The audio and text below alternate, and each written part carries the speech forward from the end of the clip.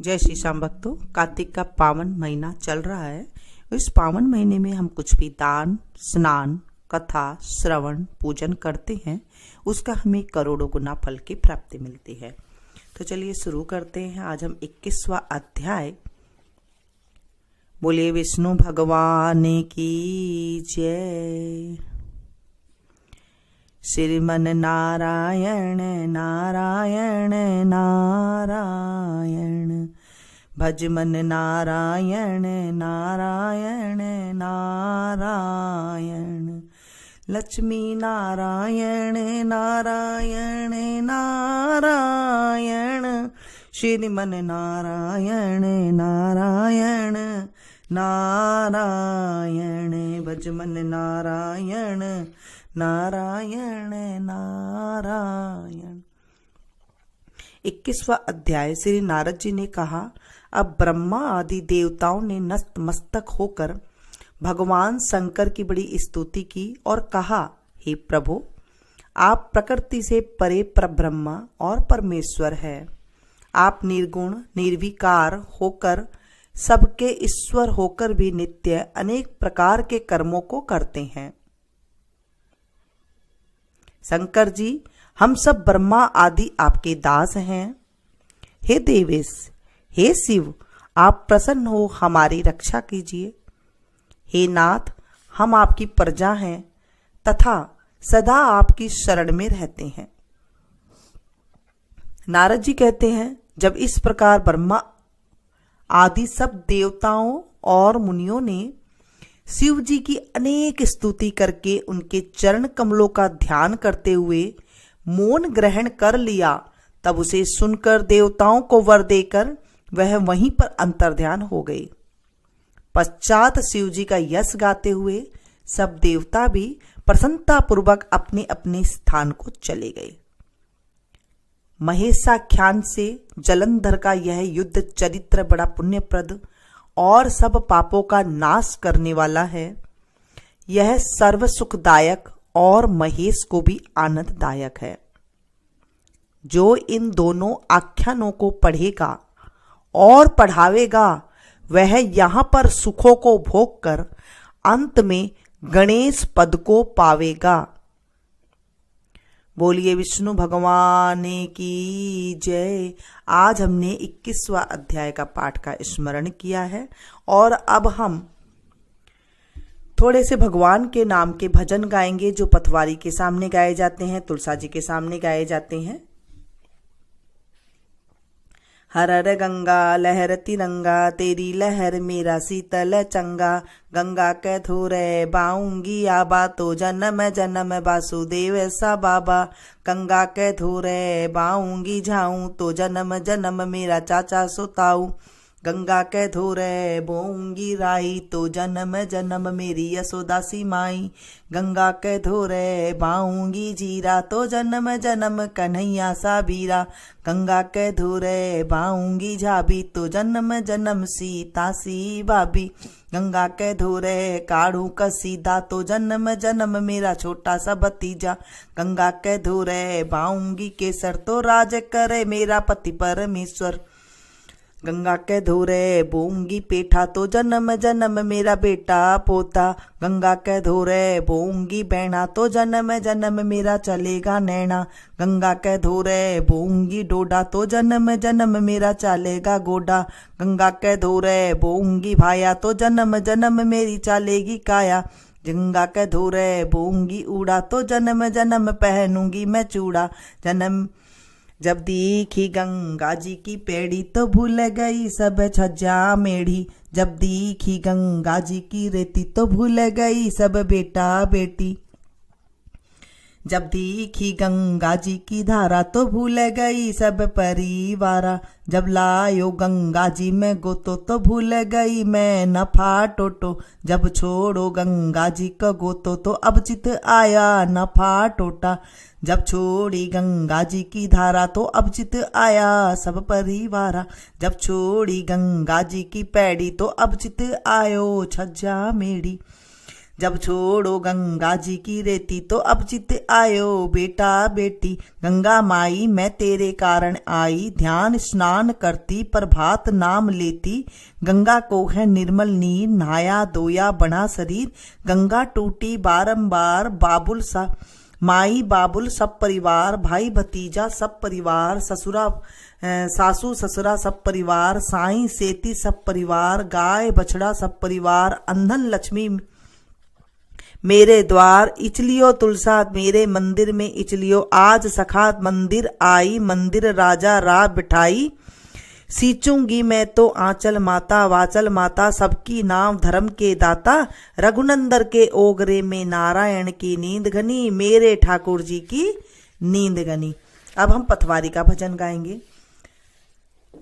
पथवारी तन सींच धरती माता, जोई इंदर घर आइयो। पथवारी तन सींच सरस्वती, जुगण पथ घर आइयो। पथवारी तन सींच सो महादेव घर आइयो। पथवारी तन सींच गौरा देजू महादेव घर आइयो। पथवारी तन सींच लक्ष्मी माता, जू विष्णु घर आइयो। पथवारी तन सींच राधा जू कृष्णा घर आइयो। पथवारी तन सींच सालिग्राम, जू तुलसा घर आइयो। पथवारी तन सींच राणा दे, जू सूरज घर आइयो। पथवारी तन सींच सपूती, जो पुत्र घर आई। पथवारी तन सींच सबीरी, जू बीरा घर आइयो। पथवारी तन सींच सुहागन, सो साहेब घर आइयो।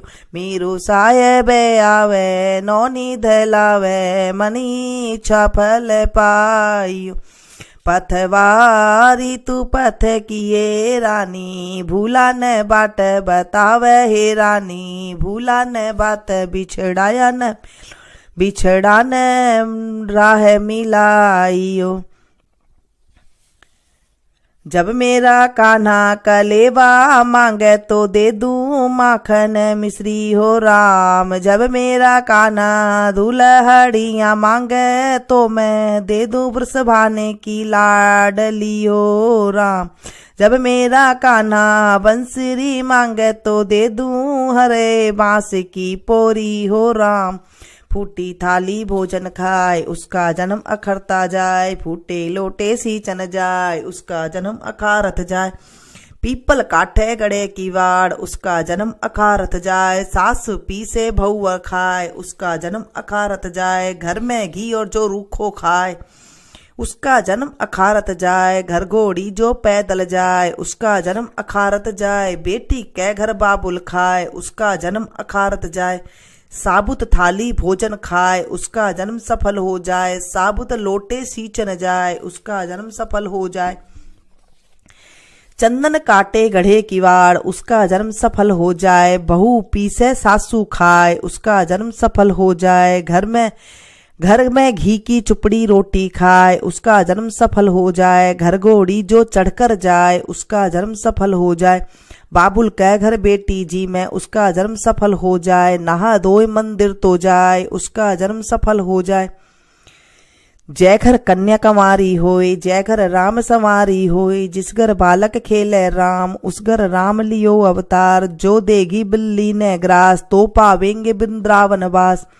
जो देगी कुत्ते ने ग्रास, तो पावे बैकुंठा बास। जो देगी कन्या ने ग्रास, तो पावेगी सदा सुहाग। जिस घर तुलसा हरी भरी, उसके मन में सदा रली। धन गोरी धन तेरो भाग, तू धन नहाई कार्तिक मास। तू धन नहाई कार्तिक मास, तू धन नहाई उतरे पाप काटे। पाप कटे थे परली पाप, साईं पूछे ए मेरी नार, तेरा मन में काई उपकार। सासू जी के लागे पाँव, नंदोली न उड़ाऊं चीर। चीर जियो बाई का बीर, सदा जियो मेरे पति देव बाई का वीर। बोलिए विष्णु भगवान की जय। एक बहू थी, एक गुजरी थी। गुजरी अपनी बहू से कही कि बहू तू दूध दही बेचिया। बहू दूध दही बेचने गई तो रास्ते में कुछ लुगाइयां पीपल पथवाड़ी सींच रही थी। उनको देखकर बहू ने पूछा तुम क्या कर रही हो? उन्होंने कहा कि हम पीपल पथवारी सींच रहे हैं। बहू ने पूछा पीपल पथवारी सींचने से क्या होता है? सब लुगाइयों ने कहा कि पीपल पथवारी सींचने से अंधन होता है और 12 बरस का बिछड़ा धनी मिल जाता है, पति मिल जाता है। ऐसा है हमारी पथवारी सींचने से। उसने कहा अच्छा आप लोग तो पानी से सींचते हो, मैं दूध दही से सींचूंगी।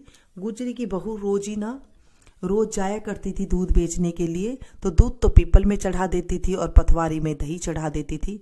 और रोज जब सासू मांगती कि बहू दाम लेके आ, पैसे लेके आ, तो बहू कहती कि जब सासू जी महीना पूरा हो जाएगा तब आपको ला दूंगी। महीना पूरा हो गया तो सासू ने कहा कि बहू दाम लेकर के आ। तो उसने कहा सासू जी महीना पूरा हो जाएगा जब ला दूंगी। महीना पूरा हो गया तो वो जाकर पीपल पथवारी के धन्ने जाकर के बैठ गई, उसके नीचे जाकर के बैठ गई पीपल पथवारी के पास। पीपल पथवारी ने पूछा तू मेरे पास क्यों बैठी है? उसने कहा कि सासू मेरे से पैसे मांग रही है, मैंने तो पीपल में आपके पीपल के नीचे दूध चढ़ा दिया, पथवारी में दही चढ़ा दिया, अब मैं पैसे कहाँ से ला करके दूं? उन्होंने कहा कि ये भाटा डिंडा पान पत्ते जो पड़े हैं, ये पत्थर वगैरह पड़े हैं, ईंटा रोड़ा पड़ा है, इन्हें ले जा और ले जाके अपने गुल्लक में रख देना या फिर ओबरी में रख देना। पहले तो ओबरी हुआ करती थी, एक कोठरी सी हुआ करती थी, उसमें ले जाके रख देना। थोड़ी देर बहू डर के मारे रख करके ओबरी में और डर के मारे ओढ़ के सो गई। ओढ़ के जब सोई तो सासू जी ने हेला मारा, आवाज दी, हे बहू धन लेकर पैसे लेकर आ गई है क्या? बोला हाँ सासू जी ओबरी में रखा है। सासू ने ओबरी खोल कर देखा तो उसके अंदर जब कोठड़ी खोली तो उसके अंदर हीरा मोती जगमगा रहे हैं, धन का एकदम धन का ढेर हो रहा है, कुड्ढा हो रहा है। सासू ने हिला मारा, जोर से आवाज दी, हे बहू इतना सारा धन कहाँ से लेकर के आ गई? फिर बहू ने आकर देखा तो सच्ची में हीरा मोती जगमगा रहे हैं, इतना धन का ढेर हो रहा है। उसने सारी बातें बताई कि सासू जी मैं तो 1 महीना दूध पीपल में और दही पथवारी में सींचा था, तो मुझे तो पीपल पथवारी माता ने दिया है। सासू ने कहा कि अगली बार कार्तिक आएगी तो मैं भी सींचूंगी। सासू दूध दही तो बेचवाती और हांडी धोकर के पीपल पथवारी में डाल देती थी और बहू से कहती कि बहू तू मेरे से दाम मांग। तो बहू कहती सासू जी कोई बहू भी दाम मांगती है क्या? सासू ने कहा ना बहू तू तो मांग। बहू ने कहा कि सासू जी दाम लेकर के आओ। फिर महीना पूरा हो गया, सासू वैसे ही पीपल पथवारी के धरने जाकर के बैठ गई। पीपल पथवारी ने पूछा कि ये क्यों बैठी है? ये मेरे पास कौन से दाम रखे हैं, ये भाटा डिंडा जो पड़े हैं इनको ले जाकर ओबरी में रख दिया। बहू ने खोल कर देखा तो कीड़ा मकोड़ा कल बरा रहे हैं। बहू ने आवाज दी, हे सासू जी ये क्या? सासू आकर देखे तो कीड़ा मकोड़ा कल बरा रहे हैं। सासू ने कहा कि पीपल पथवारी तो दुब्बड़ पिट्टे हैं, तुझे धन दिया और मुझे कीड़ा मकोड़ा दिया। तब सब ने कहा कि बहू तो सत की भूखी सींची थी, कार्तिक नहाने के सत से सींची थी और सासू धन की भूख से सींची थी। हे पथवारी माता जैसे आपने बहू को दिया वैसे सबको देना, मुझे भी देना, कहानी सुनने वाले को भी देना, जो इस कहानी को पढ़े सुने सुनावे हुंकारा भरे उन्हें भी देना, और जैसे सासू को दिया वैसे किसी को भी मत देना। बोले पथवारी माता की जय। एक लपसी था, एक तपसी था। तपसी भगवान की रोज तपस्या किया करता था। लपसी रोज 1.25 सेर की लापसी बना करके भगवान के भोग लगा करके और घंटी हला करके खा लिया करता था, जेम लिया करता था। एक दिन दोनों जने लड़ने लग गए। लपसी बोला मैं बड़ा, तपसी बोला मैं बड़ा, क्योंकि मैं सारे दिन तपस्या करता हूं। इतने में नारद जी आए, पूछे तुम दोनों क्यों लड़ रहे हो? तपसी ने कहा कि मैं पूरे दिन तपस्या करता हूं इसलिए मैं बड़ा हूं। नारद जी ने कहा कोई बात नहीं, कल मैं तुम्हारा फैसला कल करूंगा। दूसरे दिन जब तपसी नहाकर आने लगा तो नारद जी ने उसके आगे 1.25 करोड़ की अंगूठी डाल दी। जैसे ही तपसी ने देखा कि अंगूठी है, उसने घोड़े के नीचे दबा करके तपस्या करने लग गया। इतने में नारद जी आए और पूछे कि कौन बड़ा है? तपसी ने कहा मैं बड़ा हूं। नारद जी ने कहा तेरा घोड़ा उठा। घोड़ा उठाने से उसके नीचे अंगूठी निकली, 1.25 करोड़ की अंगूठी थी। नारद जी ने कहा कि तूने ये अंगूठी चुराने से तेरी तपस्या में भंग हो गया है। सो अब लपसी बड़ा है। तपसी ने कहा, प्रभु मेरी तपस्या का फल कैसे मिलेगा? मैंने इतनी तपस्या करी है, पूरे दिन मैंने तपस्या करी है, अब मैं क्या करूं?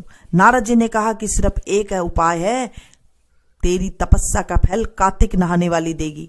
वो पूछा कैसे? अगर सबकी कहानी कहकर तेरी कहानी नहीं कहेगी तो उसका फल तुझे लग जाएगा, आंगी देकर तनी नहीं देगी तो उसका फल तुझे लग जाएगा, धोती देकर गमछा नहीं देगी तो उसका फल तुझे लग जाएगा, सीधा देकर दक्षिणा नहीं देगी तो उसका फल तुझे लग जाएगा, दाहिनी तरफ नाड़ा बांधेगी औरत तो उसका फल तुझे लग जाएगा, और चौका धोकर के धेली नहीं धोएगी तो उसका फल तुझे लग जाएगा। इतना कहकर नारद जी चले गए और लपसी बड़ा हो गया। हे मेरे कार्तिक महाराज, हे मेरे राई दामोदर, हे मेरे कृष्ण ठाकुर, जैसे आपने लपसी को ऊंचा बड़ा करा वैसे मुझे भी करना। इस कहानी को जो पढ़े, सुने, सुनाए, हुंकारा भरे, उनको भी ऊंचा बड़ा करना। बोले विष्णु भगवान की जय। आज हमने कथा सुनी और साथ में गंगे मैया का जो है स्मरण किया, नाम लिया, उनका भजन गाया हमने, पतवारी माता का भजन गाया, और साथ में जो है हमने अध्याय का स्मरण किया। आज हमने 21वां अध्याय का स्मरण किया। इन कथा को आप ज्यादा से ज्यादा शेयर करें, क्योंकि जब हम किसी को सुनाते हैं तो हमारे जीवन में पुण्य की प्राप्ति होती है। जैसे मैं आप लोगों को सुना रही हूँ, एक साथ आप लोग कई सारे एक साथ सुन रहे हैं, तो मेरे जीवन में भी पुण्य की प्राप्ति हो रही है, पाप का समन हो रहा है। ऐसे ही मैं चाहती हूँ कि मेरे जितने भी सुनने वाले भाई बहन हैं वो भी अपने के साथ शेयर करें और उन्हें भी जो है पुण्य की प्राप्ति हो, क्योंकि कार्तिक का महीना है। ऐसा हमारे धर्म ग्रंथों में कहा गया कि हम किसी को अगर पुण्य की बात बताते हैं तो हमारे खाते में अपने आप, जब वो कुछ सुनते हैं या फिर वो कुछ करते हैं, तो आपको घर बैठे ही जो है पुण्य का खाता में अपने आप पुण्य बढ़ जाता है। ब्याज बैलेंस जैसे हमें मिलता है ऐसे हमें मिल जाता है। अब आ गई है, अब जो पूर्णमासी आएगी उस दिन आप 365 बत्ती, अभी से आप लंबी बत्तियां बनानी शुरू कर दे। हाथ से लंबी लंबी बत्ती जो बनते हैं, जैसे हम दीपावली में जलाते हैं ना, ऐसे लंबी बत्ती आप बना लें, पतली पतली सी लंबी लंबी। फिर उनके तार तोड़ लें, तोड़ करके 365 बत्ती आप बना लें। 365 रुई की बत्ती बनाने के बाद आप उन्हें इकट्ठा कर लें और उसके बाद उसमें धागा लगा दें। मूली का धागा से बांध सकते हैं आप, रुई से भी उसे बांध सकते हैं, और फिर उसे हम जो 14 आएगी रूप पूर्णमासी से एक दिन पहले, उस दिन रात को आप जला सकते हैं, या फिर पूर्णमासी को सुबह सुबह आप जल्दी उठ करके तब जला सकते हैं, या फिर शाम को भी जला सकते हैं। सबके अलग अलग नियम होते हैं, हर शहर के अलग अलग नियम होते हैं। कहीं पर तो 14 की शाम को जलाए जाते हैं, कहीं पर पूर्णमासी की शाम को जलाए जाते हैं, कहीं पर पूर्णमासी की सुबह सुबह जलाए जाते हैं। अगर अंधेरे अंधेरे आप 5 बजे उठ करके जलाते हैं तो वो तो बहुत अच्छी बात है। अगर आप वहां पर नहीं जला सकते हैं 5 बजे उठ करके, आपको शाम को जो है जलाना है। वो दीपक को एक नारियल, जो पका हुआ नारियल होता है ना, सूखा नारियल, कच्चा पानी जिसमें है वो नारियल नहीं, सूखा गोला जो होता है उसमें आधा जो कटा हुआ होता है, उसमें बीच में ये रखा जाता है, जो बत्ती है इसे बीच में रखने के बाद ही फिर उसे जलाया जाता है। इससे ये होता है कि हमारे जीवन में अगर हमने पूरा तीर्थ नहीं किया हुआ है, जितनी दुनिया में तीर्थ नहीं किया हुआ है, सिर्फ 365 बत्ती ये आप जला देते हैं, तो हमें 300 जो हमें पूरे जिंदगी में जो हमें स्नान दान करना चाहिए उसका फल इससे मिल जाता है। ये हम नारायण के नाम के जलाते हैं, हमारे विष्णु भगवान के नाम के जलाते हैं, हम श्री अपने कृष्ण भगवान के नाम के जलाते हैं। हमारे पापों का बिल्कुल शमन हो जाता है, नाश हो जाता है, पुण्य की होती है प्राप्ति, जिससे हमें सुख मिलता है। हमारी काया जो है निरोगी हो जाती है।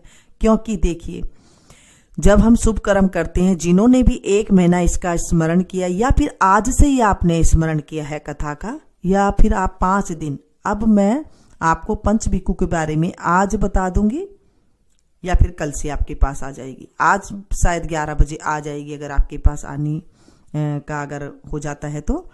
देखिए, पंचभिक्खु के बारे में मैं आपको सारी बातें बता दूंगी, जिससे आप जो आपने 1 महीना स्नान नहीं किया है उसका फल आपको 5 दिन, जो लास्ट के 5 दिन होते हैं, ये हमारे ग्रंथों में कहा गया है, भगवान के श्रीमुख से ये कहा गया है कि जब हम ये 5 दिन भी स्नान कर लेते हैं, हमारे जीवन से ऐसे पाप का नाश हो जाता है जैसे गंदे कुचेले हम किसी कपड़े को सोडा डाल करके उबाल करके साफ कर देते हैं। यकीन कीजिएगा, इतना हमारे कार्तिक माहत्म का, इतना हमारे पुण्य है। सबसे ज्यादा पुण्य देने वाला ये महीना है, तो आप इसे ऐसे करें। अगर कुछ और पूछना है तो वो भी आप पूछ सकते हैं। मिलती हूँ फिर से एक नई वीडियो में। Thank you.